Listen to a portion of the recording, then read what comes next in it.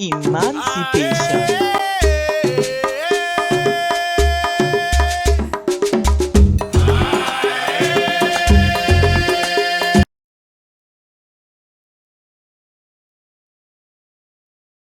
Many years ago, this family lived in West Africa.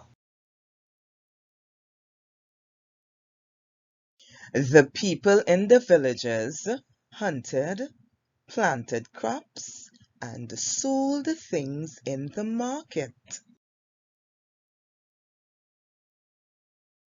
The women went to the river for water and took care of the home.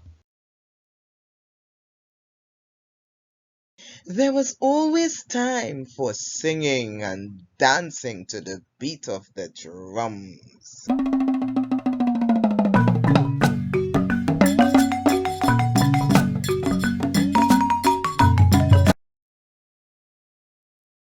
Unfortunately, life as they know it was going to be changed forever.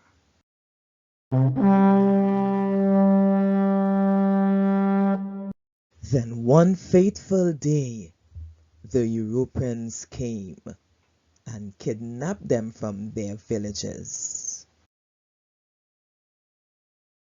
They were placed on a boat and taken to the ship, never to see their homeland again.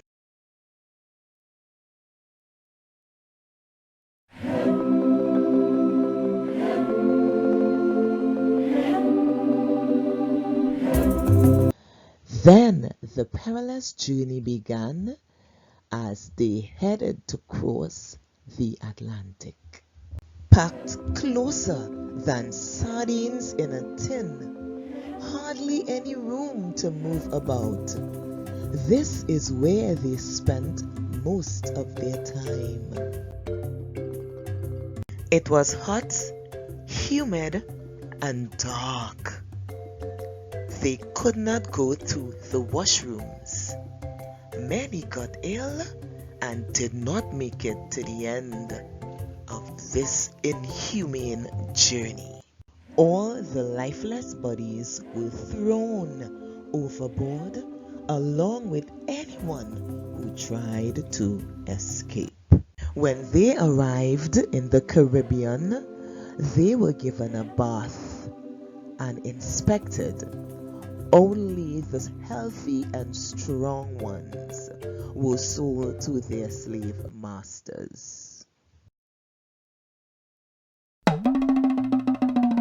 Their slave masters took them to the sugarcane plantation, where sugarcane was to be planted, harvested, and made into sugar.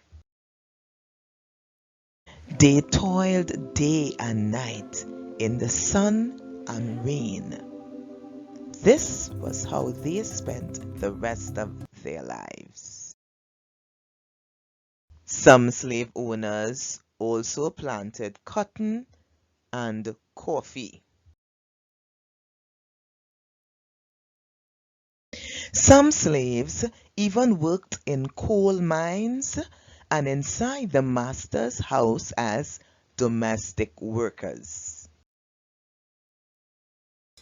Whenever the enslaved got an opportunity, they escaped and ran away to the hills. This kidnapping of slaves from Africa and bringing them to the Caribbean was just one part in the triangular trade. The triangle began where slaves were taken from Africa, brought to the Caribbean. From the Caribbean, the sugar and the tobacco was taken and carried to Europe.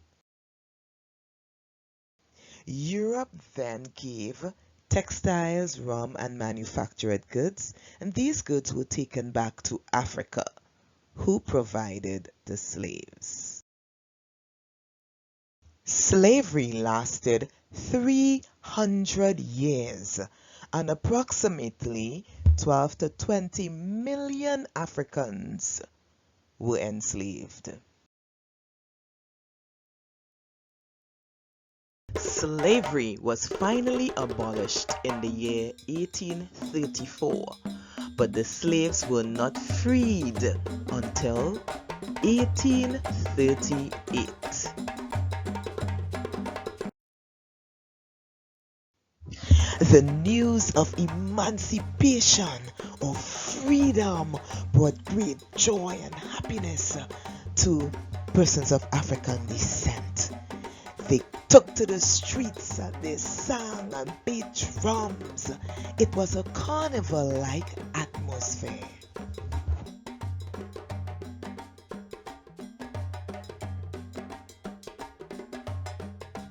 This freedom or emancipation meant that persons of African descent can now have a job, a home, a family.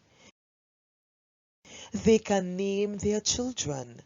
They can practice their beliefs and religion. Freedom without land, without money, without a proper job. The only work at that time for persons of African descent was that of a gardener, market vendor, domestic worker, and laborer. It would be many, many years before they were allowed to get an education. This resilient people learned to read and write. They got an education and they were able to educate their children as well. Many, many years after, we can see that persons of African descent have done well.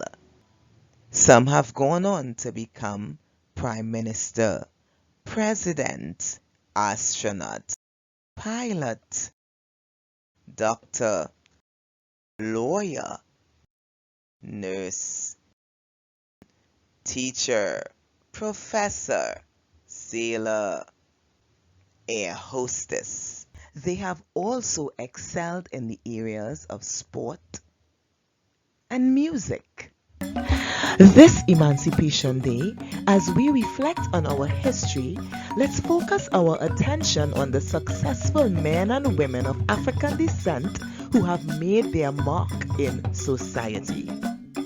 What are you doing to make your mark in society? With a good education, the sky is the limit. Happy Emancipation Day to everyone of African descent.